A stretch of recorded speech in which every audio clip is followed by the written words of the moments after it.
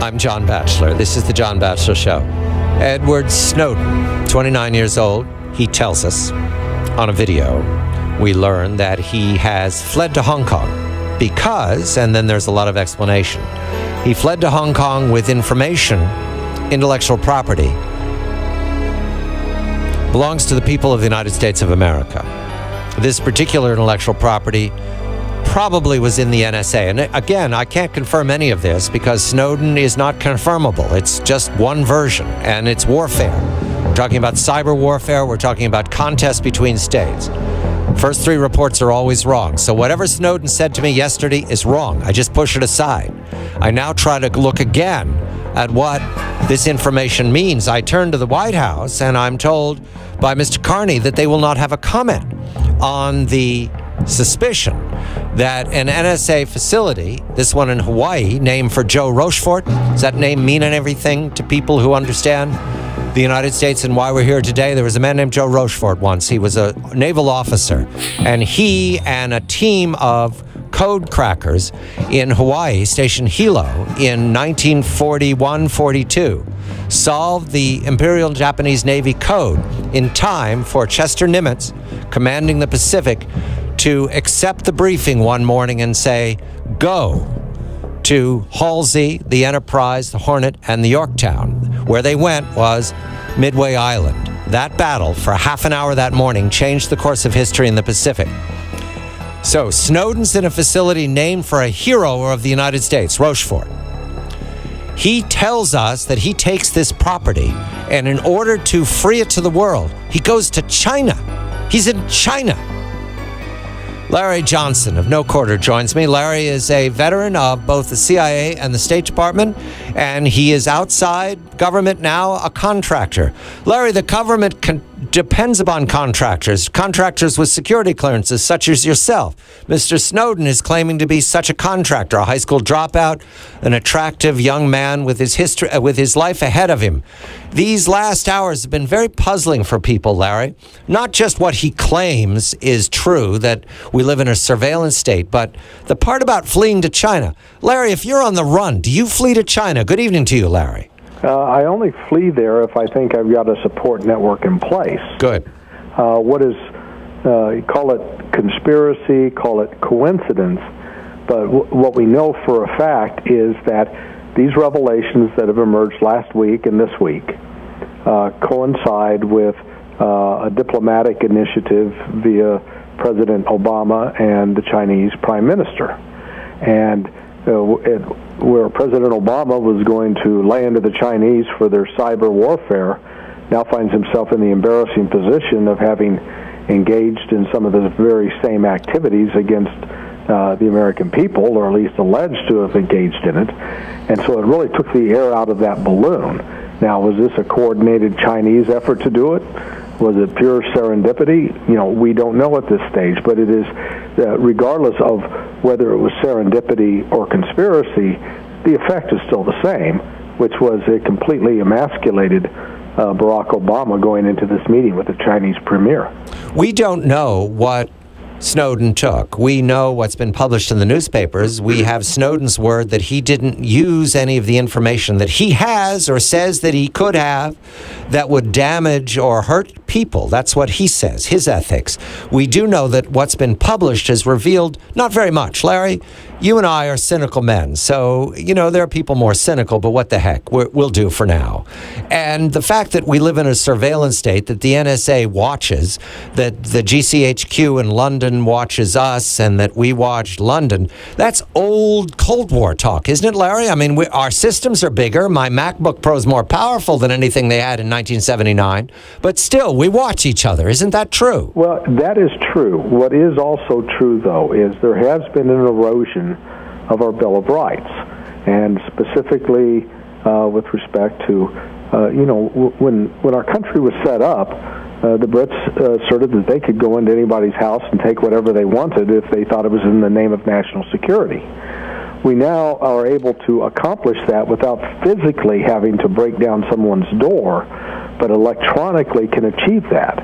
And I think there is a legitimate question and argument to be had over, you know, it is. I'm fully on board with using targeted information to pursue people that we have a strong likelihood of suspecting their involvement with criminal and or terrorist activity. But there are procedures in place to do that.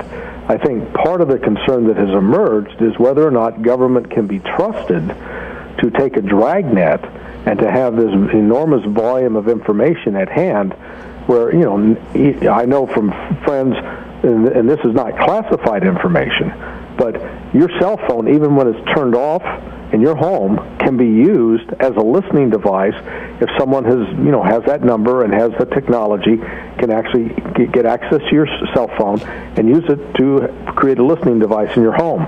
There's also the ability to go onto your computer and if it has a video camera, to use that computer to look at you, to watch what activity is going on. So technology has now reached a point where it is imperative that we ask that can government be trusted. And the counter music to this is we've watched this parade of government officials on the IRS scandal in particular going, oh gee, I don't know this and I don't know that, and I didn't have any good supervision over the people, these lone wolves supposedly in Cincinnati doing these terrible things to the Tea Party.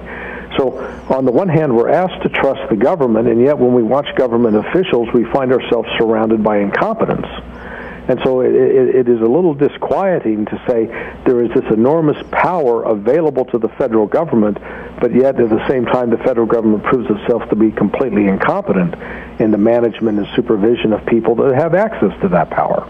I take your points, Larry, and I want to come back to what you do. You're a contractor. You have security clearance. You worked for the CIA and State Department.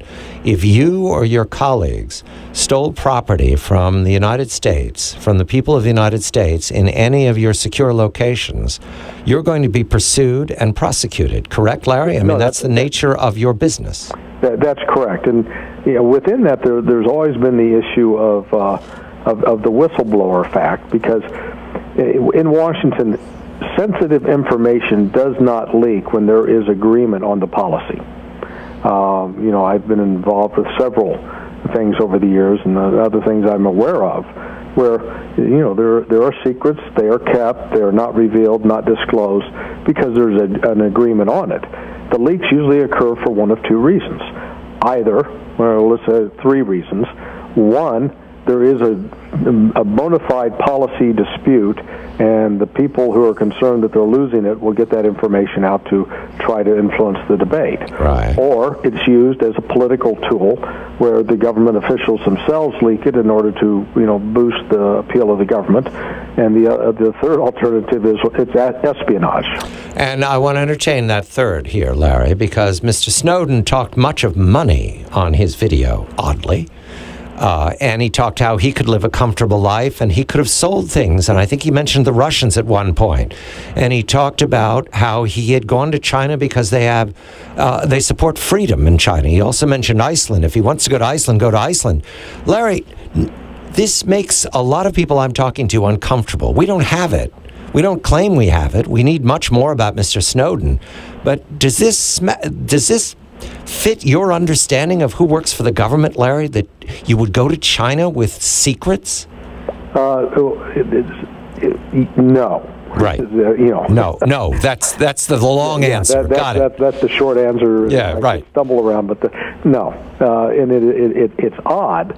Hong Kong. There are parts of China that are, let's call them, lawless capitalists. Right. Where they are doing amazing things, not necessarily good things. But Hong Kong's the governance of the Communist Party. C.Y. Leung, who heads up the governance in Hong Kong, works directly for the Communist Party. He was chosen by the Standing Committee. He's their boy. Yeah, the Chinese, there's great irony in this, and Snowden seeking refuge there because the Chinese are doing the very things that he's concerned that are being done in the United States. Larry, I give you a 6-week lead with $150,000, $200,000 in your pocket. You're leaving Hawaii. Do you go to Hong Kong? Where do you go, Larry? You don't say, oh, well, a hotel in Hong Kong.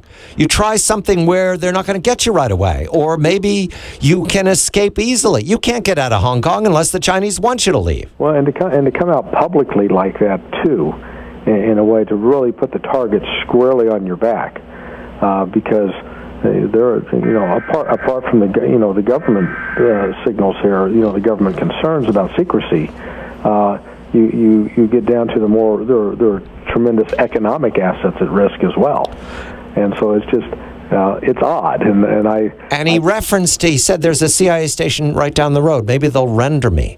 Despite the fact that I understand that people enter into romance when they're in pressure, he didn't strike me as being under pressure. What he struck me at, Larry, is somebody who's spending a lot of time talking to like-minded people. He had a lot of pet phrases in there that I wrote some of them down. The architecture of repression.